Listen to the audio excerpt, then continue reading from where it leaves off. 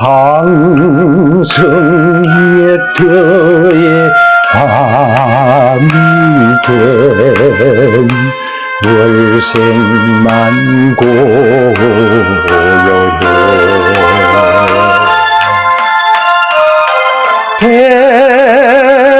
배의 서린 배포를 말아여 주노라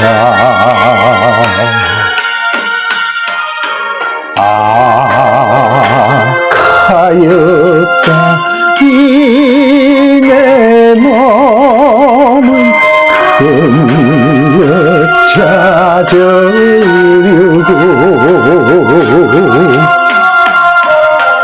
끝없는 꿈의 거리를 헤매여 있노라 성은 흐물어진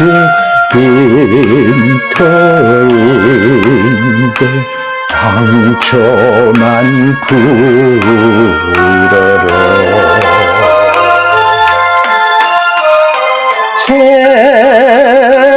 세상이 허무한 곳에 말아여 주노라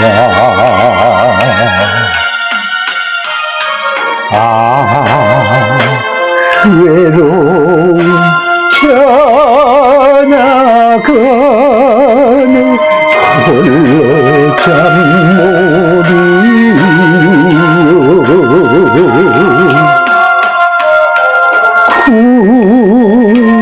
구슬픈 홀의 소리에 말없이 울제요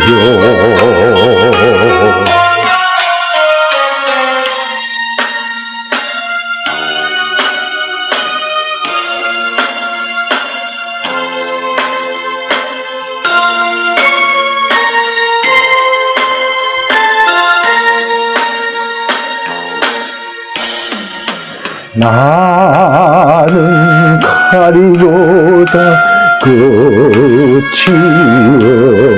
없이 네 발길 닿는다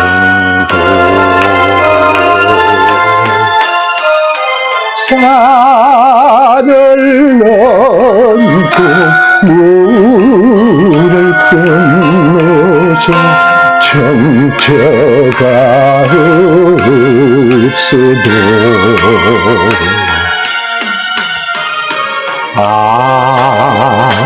괴로운 이 심사를 가슴 깊이 묻고 이 몸은 흘러서 가는 예터야 자리 거라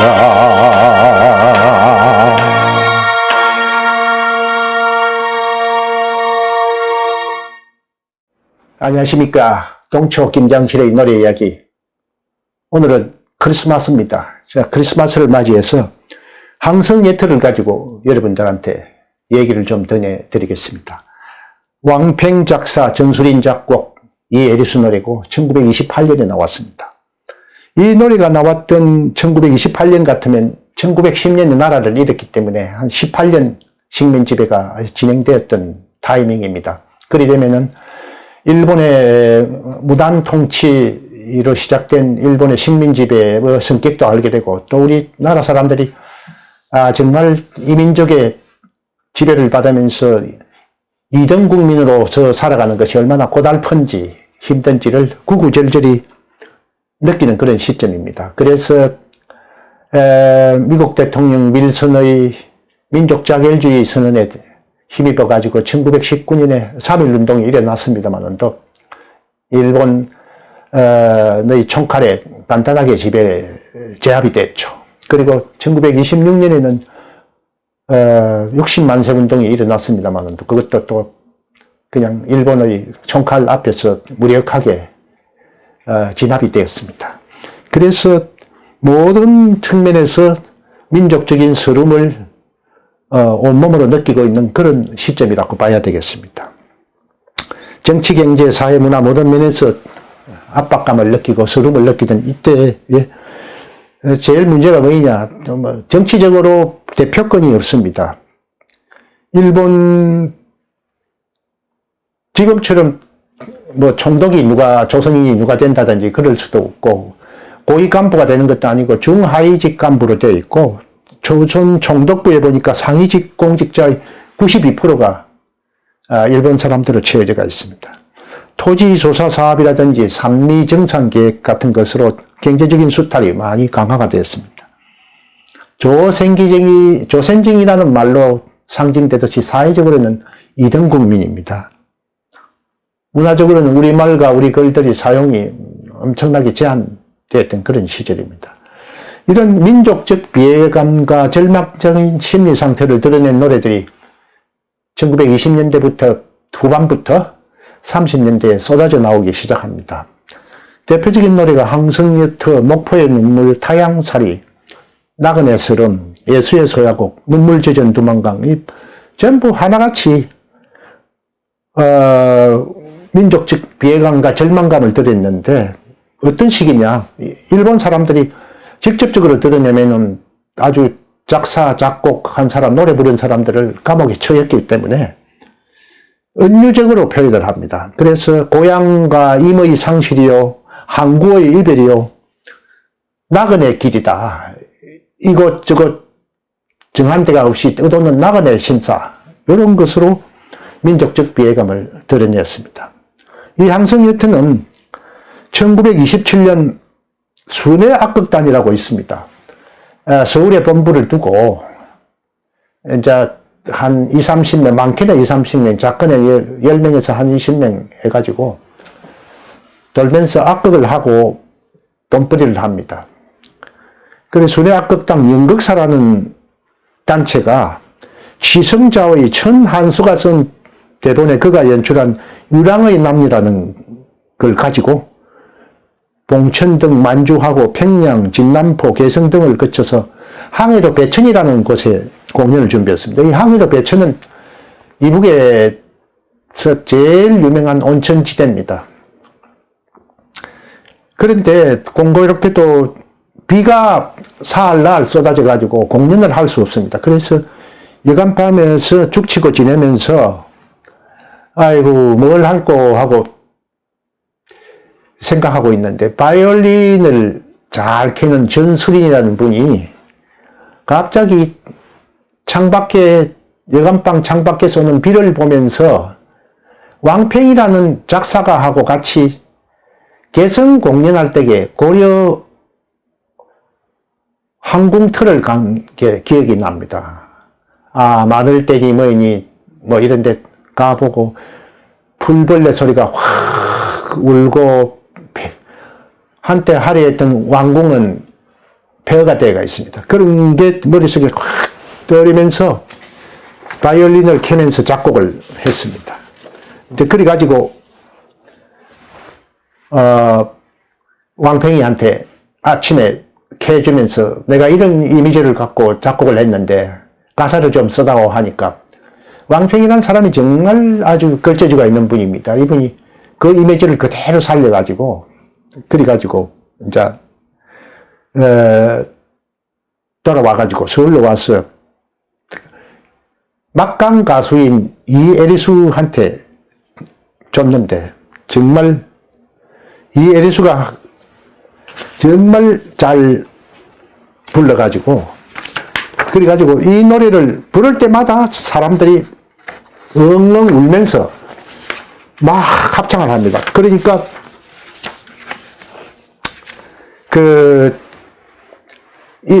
옛날에는 극장에 임석경관석이라고 있습니다. 일본 경찰들이 앉아가지고 극장에서 이상한 일이 일어나면 즉시 이제 공연을 중지하고 하는데, 임석경찰이 이걸 보고 즉시 공연을 중지를 시키고 그리 했습니다.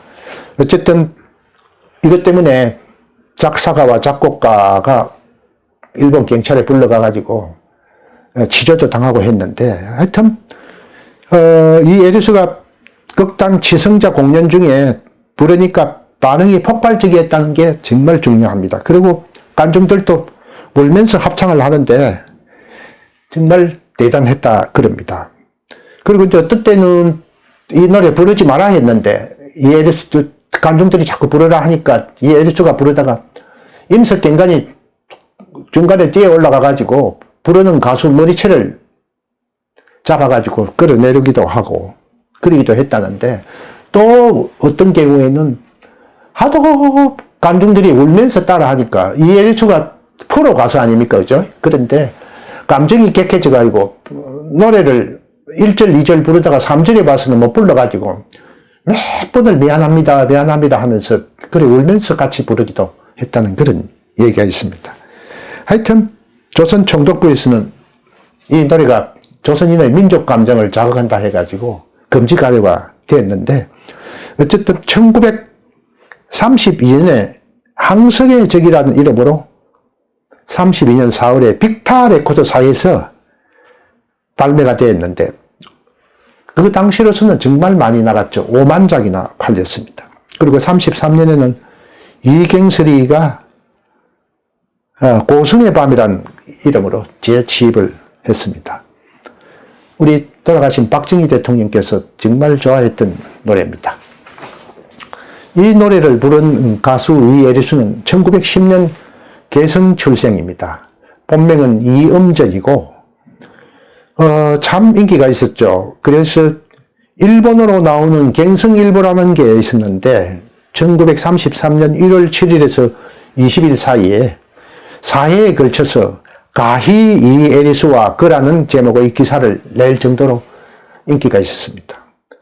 그런데 이 이에리스는 만인의 연인이면서도 한 남자를 사랑했습니다. 그 한 남자가 본처가 있는 배동필이라는 지체가 있는 좀 괜찮은 집안의 남자를 사랑했는데, 본처가 있었기 때문에 또 자기 마음대로 배동필의 마음을 얻을 수 없어가지고 두 번에 걸쳐서 자살 소동을 일으킵니다.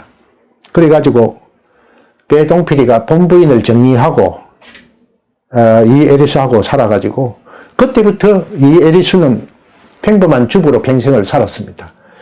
돌아가시기 전에 몇 년 전에 그분이 90 몇 세 때 이 에리스가 아직도 살아있다 하는 기사가 몇 년 전에 뜬 적이 있습니다. 어쨌든 이분이 그런 소동을 겪고 한 남자의 사랑을 얻은 이후에는 연예인의 표시를 일체 아드님한테도 안 냈답니다. 그래서 아들도 잘 하도 얘기를 안 했죠. 엄마가 정말 유명한 가수였나 할 정도로 그렇게 했답니다. 이 곡을 작곡한 전수리는 1911년 서울 태생인데 14살 때부터 바이올린을 연주를 했습니다. 연극단체 터울에도 관여를 했는데 이분이 홍남파 선생하고 같이 바이올린도 하고 해가지고 어찌 보면은 클래식 연주가기도 하죠. 그런데 우리 대중음악 초기에는 시인이나 소설 쓰신 분들이 대중가요 가사를 쓰기도 하고 이렇게 클래식 음악을 하신 분들도 대중가요를 작곡하거나 작사를 했습니다. 이분은 박담마라는 사람이 불러서 히트했던 나는 17살이에요 하고 한금심이 불러서 히트했던 알뜰한 당신, 울고 왔다 울고 가는 서러운 사정을 하는 그 노래입니다. 그 노래를 작곡을 해가지고 히트를 했던 분입니다. 작사가 왕팽은 1908년 경상북도 영천 출신입니다. 본명은 이응호고 이분이 예명으로서는 패널 2호 이런 걸 씁니다. 영천에서 초등학교를 졸업하고 배재중학교를 졸업한 후에 조선배우학교에서 공부를 했습니다. 이분이 정말 필력이 좋아가지고 극단 연극사 소속으로 활동을 했는데 여러 가지 활동을 했습니다. 가요 시도, 그게 작사도 하고 연극 대본을 집필했는데 항구의 일야라고 1930년대 정말 히트를 했던 그 연극을 전옥같이 출연을 하면서 대본도 집필했던 사람입니다. 만담도 하고 만담을 하기도 하고 창작하기도 하고 또 영화배우로도 활동을 했던 분입니다. 아울러서 포리돌 레코드의 문예부장도 했습니다. 다양하게 했는데 자료를 조사를 해보니까 총 195편의 작품을 남겼습니다. 대표작은 아까 불렀던 항성여터, 그 다음에 신민요 조선팔경, 그 다음에 신아리랑, 비단장사 왕서방, 고도해 정황, 뭐 이런 것들이 대표작입니다. 이분은 1941년에 평안도 강계에서 연극 남매라는 걸 하다가 공연장에서 뇌일혈로 사망을 했는데 거의 나이 33살 때입니다. 그때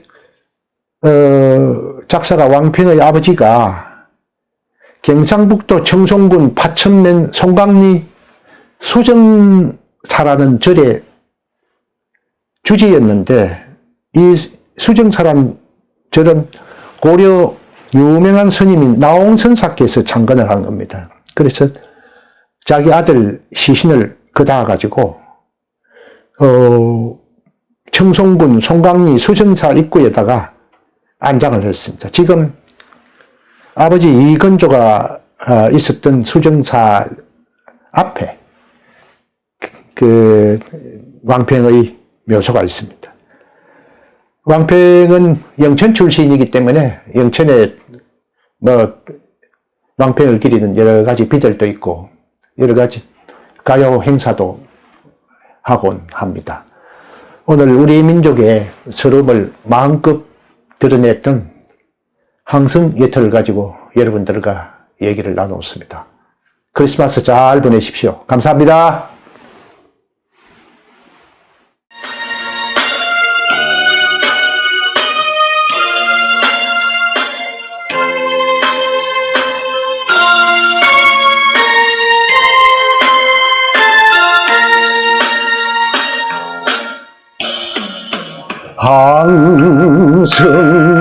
항성여터의 밤이 된 월생만 고요해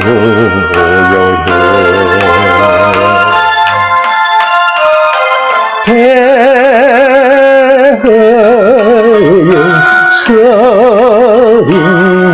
서인배포를 말하여 주노라.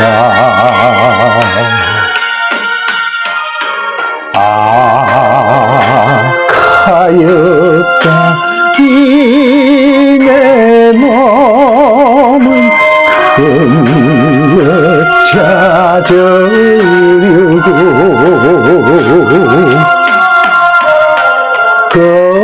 끝없는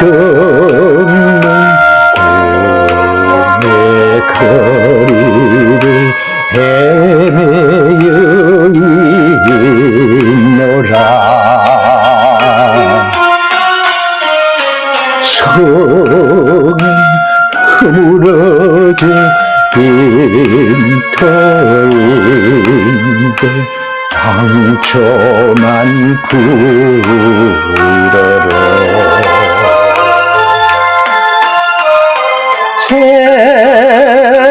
세상이 허무한 것은 말하여 주노라.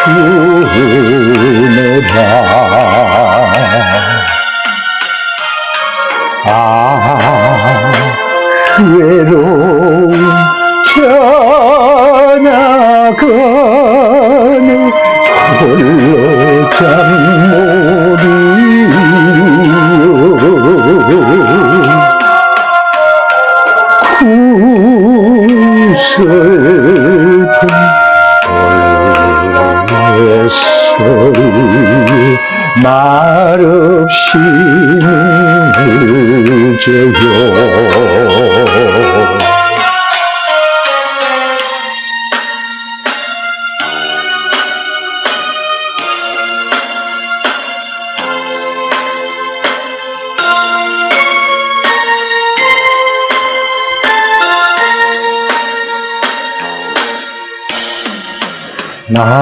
나는 칼이로다 끝이 없이 네 발길 닿는도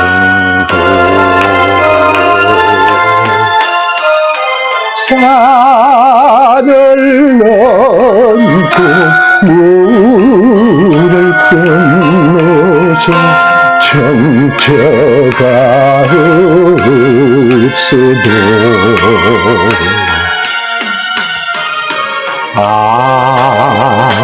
괴로운 이 심사를 가슴 깊이 묻고 이 몸은 흘러서 가는 옛터야 자리 거라